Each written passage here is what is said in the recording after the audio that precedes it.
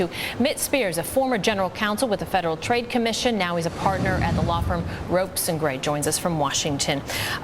Mitt, thanks for your time. So the routes for the airline merger heading to Washington or heading to federal regulators, you don't think that this deal is going to have any problems going through? Oh, it may have some problems around the issues around the edges, Melissa, but I don't see the kind of fundamental issue there that would cause this deal to collapse. I mean, I think Adam's map just a few minutes ago shows the solution fairly clearly, and that is AirTran. Explain what it is about the map, and I know you want to focus on Atlanta in particular as to one of the reasons why the deal could get a real support.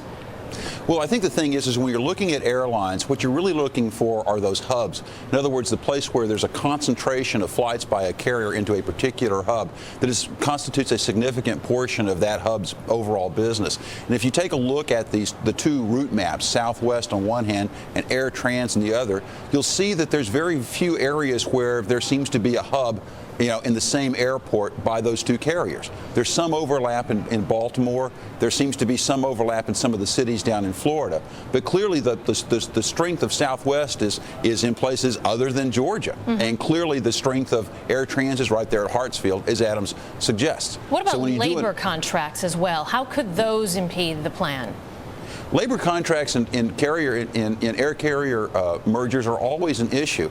But I think what you're looking at here with these two companies, while their labor profiles aren't identical, they're pretty compatible. There's some union activity and there's some non-union shops in both of these airlines. And you're not looking at the kind of significant diversion in terms of union history that you saw, say, for example, with Northwest and Delta, where the union position of Northwest and the non-union tradition of Delta really caused some issues when they were trying to put those two together and as they were considering the merger. And that deal took a couple of years to finally get totally implemented. Do you see this one moving at that same pace? I don't think so. I think it's going to move at a real.